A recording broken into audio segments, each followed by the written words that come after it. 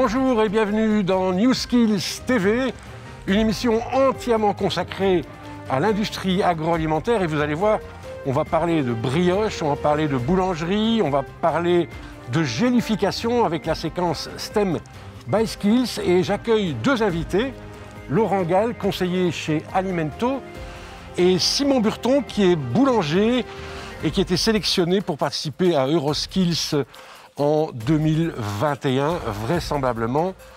Et Patrick, tu rejoindras Patrick Mewissen tout à l'heure pour une dégustation de très bons produits. Laurent Gall, expliquez-nous un peu, Alimento, qu'est-ce que c'est ? Bien, Alimento, c'est le fonds de formation sectoriel qui est dédié à l'industrie alimentaire en Belgique et qui est géré par les partenaires sociaux. Donc on a les patrons et les syndicats autour de la même table pour développer les compétences des salariés actuels et futurs dans le secteur alimentaire. Et vos grandes activités ? Alors, formation continue des travailleurs, projet pour demandeurs d'emploi, formation aussi pour les élèves, les étudiants, étudiantes et les enseignants, et développement d'outils didactiques, par exemple. Merci. Je vous propose dans notre séquence STEM by Skills une expérience proposée par le Centre de culture scientifique de l'ULB autour de la gélification. Clément Jacquemin a représenté nos couleurs en service en salle aux World Skills à Abu Dhabi en 2017 et aux Euroskills de Budapest en 2018. Lors de ces deux compétitions, il a même décroché une médaille d'excellence, ce qui équivaut à être finaliste aux Jeux Olympiques. Pour lui, ces expériences restent inoubliables. Bonjour Muriel. Bonjour Clément, bienvenue au Centre de culture scientifique. Merci beaucoup. On y va ? Allons-y. Et donc Muriel, que fait-on ici ? Alors ici, on fait de la vulgarisation des sciences, c'est-à-dire qu'on accueille des écoles primaires et des écoles secondaires qui viennent faire des activités scientifiques. Le Centre de culture scientifique est un espace dédié aux jeunes pour qu'ils découvrent les sciences. Le lieu propose des expositions et des ateliers pour mettre les mains à la science, car ici le maître mot est l'expérimentation. Que ce soit avec l'école ou en famille, venez tester, observer et découvrir pour aimer la science. Alors quel est le programme aujourd'hui ? On va faire des billes de fruits. On va faire une gélification avec de l'agar-agar. L'agar-agar, c'est un additif, c'est pas dangereux ? Ah non, non, pas du tout. Tu as raison d'être méfiant, Clément, car parfois on mange vraiment n'importe quoi, sans savoir si c'est bon ou très mauvais. Et oui, les choses qu'on mange sont étranges et parfois trompeuses, au point où certains préfèrent manger de l'eau. Et on peut les comprendre. Je vais avoir besoin de jus d'orange que je vais faire chauffer dans ce poêlon. Voilà. Et je vais y ajouter de l'agar-agar. Peux-tu me dire ce que c'est de l'agar-agar ? Alors l'agar-agar, c'est tout simplement un extrait d'algues rouges. D'accord. Donc c'est quelque chose de tout à fait naturel. Et ensuite, on chauffe tout en mélangeant. Et là, qu'est-ce qui va se passer ? Alors en fait, ce qui se passe, c'est que l'agar-agar, c'est une grosse molécule de sucre. Et au contact de jus d'orange, cette molécule va se défaire. Et on va avoir une sorte de filament comme ceci. Et alors, en chauffant, ces filaments vont se regrouper deux par deux et former une hélice, une structure, tout simplement. Mais avant ça, il faut amener le liquide à ébullition. Sais-tu, Clément, que la gélification est une des techniques les plus représentatives de la cuisine moléculaire ? Notre jus d'orange est à ébullition. On va pouvoir former nos petites billes de fruits. Je vais prélever à l'aide de la seringue ici un petit peu de jus et ensuite je viens verser le jus d'orange au goutte à goutte au-dessus d'un bain d'huile bien froide. Et là, que se passe-t-il dans l'huile ? Nos hélices, elles vont s'agencer, elles vont former un ensemble de treillis. Et c'est dans ce treillis que les petites gouttes de jus d'orange vont se retrouver emprisonnées. Et quand je verse le jus d'orange dans l'huile, ça forme des petites billes. Et dans mon métier, que puis-je faire de ces petites billes ? En cuisine, c'est bien simple. On récupère toutes ces petites billes à l'aide d'un treillis et dès qu'elles sont rincées, on peut les disposer sur une assiette et on peut les manger. Super, merci Muriel, j'ai encore appris quelque chose. Avec plaisir Clément. Sais-tu, Clément, que si la gélification est utilisée en cuisine et dans les métiers de l'alimentaire, on la retrouve aussi en archéologie et même en dentisterie lors des prises d'empreintes ? Un processus qui est donc appliqué dans de nombreux métiers. Laurent Gall, quelles sont les compétences vraiment très importantes qui sont recherchées aujourd'hui dans l'industrie agroalimentaire ? Elles sont de différents ordres, je dirais. Je vais commencer par les plus simples quelque part, mais parfois difficiles à trouver. Ce sont les soft skills, les attitudes face au travail. Et puis tout ce qui est lié aux évolutions technologiques, aux scientifiques dans le secteur. C'est un secteur qui n'est absolument pas stable, mais qui évolue constamment pour défendre ses produits phares. Pensons aux frites, aux gaufres, au chocolat, à la bière. Pour continuer à percer le marché à l'étranger, il faut pouvoir continuer à évoluer. Et donc les compétences recherchées sont surtout spécifiques au secteur alimentaire.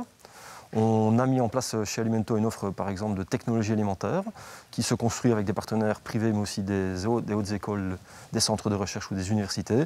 Et ça, c'est très couru par les entreprises alimentaires pour développer les compétences des travailleurs, les faire évoluer. Et puis, tout ce qui est technique lié à la production, à la maintenance des outils, des machines, c'est très aussi recherché. Et ensuite, on a pas mal de formations qui sont liées aux langues, informatique bien entendu, et tout ce qui est digital. Digital a effectivement connu maintenant une fameuse percée suite à la crise, et grâce au digital, on a pu mettre en place pas mal de formations et pas mal favoriser le passage du présentiel au distanciel et outiller les formateurs internes ou même les enseignants à réaliser ce passage-là. Alors on a avec nous un boulanger, Simon. Est-ce que toi aussi, dans ton métier, a évolué? Est-ce que la boulangerie a connu des évolutions technologiques ces dernières années? Alors oui, ces dernières années, la boulangerie s'est vachement automatisée. C'est-à-dire qu'il y a des machines pour faire à peu près tout ce qui est possible en boulangerie. Mais heureusement, ces dernières années, j'ai l'impression que les gens se font vraiment attention à ce qu'ils mangent et ce qu'il y a dans les produits. Et on retrouve vraiment des valeurs artisanales et ils recherchent ça. Et les boulangeries, j'observe que les boulangeries retrouvent vraiment des valeurs artisanales et des méthodes anciennes. Voilà, merci. Tu vas maintenant rejoindre Patrick Neuwissen dans l'espace découverte métier. Tu peux aller le rejoindre. Fais attention à la marche. Patrick, il y a énormément de bonnes choses devant vous. Alors faites attention, n'abusez pas trop des brioches. Non, et c'est très appétissant, ça donnerait envie de goûter, mais avec les masques aujourd'hui, ça va être difficile. Mais merci Simon d'avoir apporté quelques exemples de ton savoir-faire, puisque ce sont des choses qui ont été faites cette nuit. Oui, voilà, c'est ça. Je me suis dit que j'allais vous apporter un peu tout ce qui peut se faire. Alors, je n'ai pas fait les traditionnels croissants, mais je vous ai apporté du pain et de la brioche.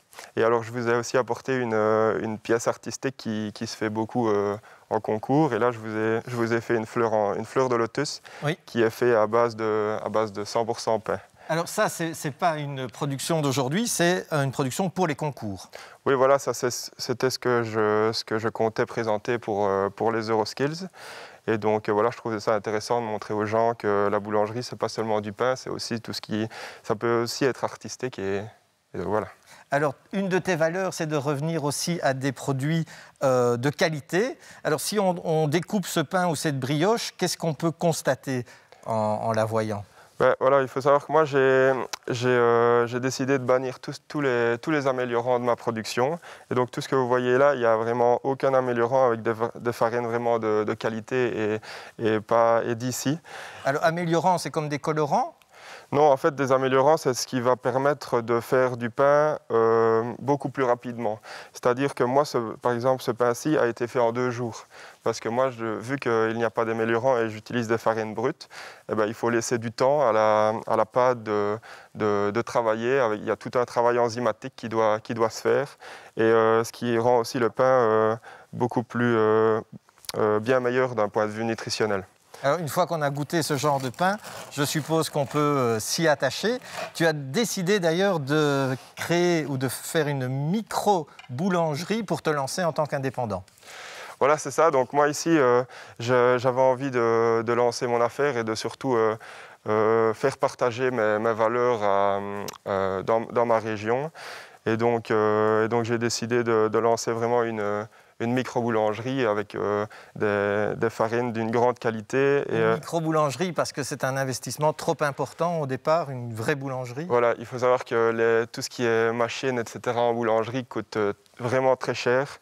Et donc moi, je n'avais pas les moyens financiers pour faire une grosse boulangerie directement. Ce sera chez tes parents alors? Voilà, je vais aménager le garage chez mes parents. Et alors j'espère dans 5 ans, dans 5-10 ans, d'avoir les moyens de faire un atelier plus grand. Est-ce qu'on peut voir également les qualités de la brioche? Alors, dans une brioche. Voilà, une brioche, c'est facile à voir. Ici, on voit bien que la mie est vraiment belle et quand on appuie, ça revient toujours. Si on appuie et que ça reste collé, ce n'est pas forcément un bon signe. En tout cas, un tout grand merci pour ton témoignage qui nous a mis en appétit. Mais malheureusement, comme je l'ai dit, on ne pourra pas goûter tout de suite. Je te propose de rejoindre Eric et les invités du plateau pour la suite de l'émission. Merci. Merci à tous les deux. Laurent Gall, je suppose que la promotion, l'orientation vers les métiers du secteur agroalimentaire, c'est un de vos dadas. Tout à fait, effectivement, on en a bien besoin. Et puis, quand on a la chance d'avoir Simon qui peut servir d'ambassadeur pour attirer d'autres jeunes, comme lui ou comme d'autres, pour venir dans le secteur alimentaire, on s'en réjouit. Alors, qu'est-ce que nous faisons chez Alimento? On a une initiative qui est Food at Work. Food at Work, c'est la bannière paritaire sous laquelle nous allons travailler pour attirer le plus de jeunes et de moins jeunes, d'ailleurs, dans le secteur alimentaire, qu'il soit artisanal. Simon en est un exemple vivant, il est là dans le secteur artisanal. Et le secteur alimentaire est aussi industriel. Donc, dans les deux voies, artisanal et industriel, nous avons besoin de recruter des jeunes et des moins jeunes pour travailler. On met en place des projets qui vont concerner quoi? Des séances d'information avec le Forum pour les demandeurs d'emploi. Donc, on travaille beaucoup au niveau local, notamment en Wallonie-Picardie et sur Liège. On est en train de déployer maintenant sur l'axe E411 pour y arriver aussi. On fait des visites d'entreprise. Ça, c'est énormément important parce qu'on ne se rend toujours pas compte ce qui se cache derrière les murs d'une entreprise qui fabrique des produits alimentaires, tant industriels qu'artisanaux. Et donc là, on a besoin d'amener les jeunes et les moins jeunes vers les entreprises pour les faire découvrir. On met en place pas mal de job day pour les entreprises qui recrutent notamment. Et ce que l'on fait aussi beaucoup, ce sont des séances d'information qui sont maintenant basculées à distance. On est dans le digital, on est via Teams, on est via Zoom, on est sur le distanciel. Ce n'est pas le meilleur scénario, mais c'est celui qui nous permet encore aujourd'hui d'attirer et d'amener des jeunes vers... Et quels sont les métiers les plus recherchés aujourd'hui dans ce secteur? Alors, tous ceux qui sont scientifiques, je pense que quand Simon parle de la texture de son produit, il parle d'un pain ou d'une brioche, on ne se rend pas toujours compte derrière cela, le génie alimentaire qui a été mis en œuvre. Donc, tout ce qui est scientifique, fort recherché, fort prisé. Il y a différents départements de l'entreprise, donc le département recherche-développement, la partie maintenance des outils, des machines, c'est fondamental pour nous d'avoir des techniciens qui ont les compétences pour les régler, les faire fonctionner convenablement. Et puis tous les salariés qui sont dans la production, qui sont des opérateurs de production, des conducteurs, des conductrices de ligne, et ceux qui pilotent les installations. Quand on est dans une brasserie, on est dans une salle de contrôle et on pilote toutes les installations. Et puis, n'oublions pas, un département important, c'est la logistique, parce qu'on reçoit les matières premières d'emballage et puis on expédie les produits finis. Un tout grand merci d'avoir répondu à nos questions et je suppose qu'on peut retrouver toutes ces informations sur www.alimento.be/fr. Oui. Alors, je vous propose notre séquence archive. Nous allons repartir à WorldSkills 2017 à Abu Dhabi avec nos jeunes compétiteurs belges qui sont face aux premières épreuves. C'était un concours en 5 modules pour nous. Le premier était ce qu'on appelle un moulage, donc on nous donnait une photo, on devait représenter ce qu'il y avait sur la photo sur buste, uniquement avec des épingles et du tissu. La deuxième épreuve, c'était des dessins techniques qu'on fait d'habitude à l'ordinateur, et qu'ici on a dû faire à la main. Donc il y avait énormément de précision qui était demandée.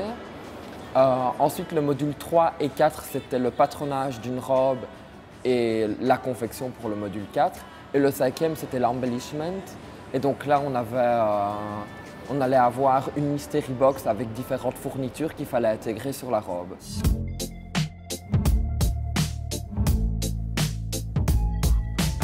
En particulier, chez moi, c'est difficile parce qu'on n'a pas un sentiment de réussite. On n'a que 2 heures par épreuve, c'est pas assez de temps pour finir tous les défauts qu'on a trouvés. Par exemple, le moteur, il y avait des pannes, il ne démarrait pas. Et pendant 2 heures, on doit trouver le plus de pannes possible. Mais à la fin de 2 heures, il ne va pas démarrer. Il y a du boulot pour minimum 3 heures là-dessus. Il y a tellement de pannes là-dessus. Et je dirais dans d'autres compétitions, on a quand même une réussite à la fin de la journée. On voit ce qu'on a fait ici, à la fin de 2 heures, ça ne tourne pas encore. Difficile, c'est surtout avec le temps. Si on nous met une journée en plus pour le faire, on le fait sans problème.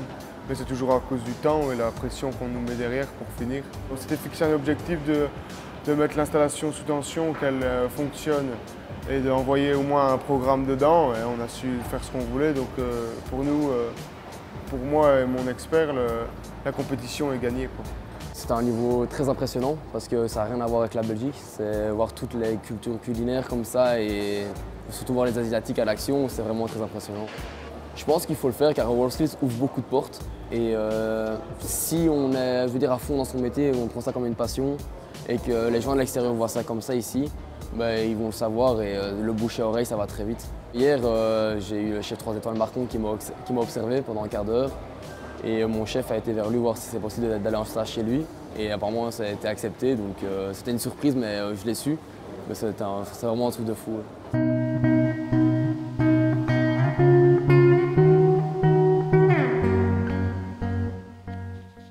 Voilà, il est venu le temps de nous quitter. Je vous rappelle que vous pouvez nous voir et nous revoir sur www.newskills.tv. La semaine prochaine, nous parlerons de l'enseignement technique et professionnel. À bientôt et portez-vous bien.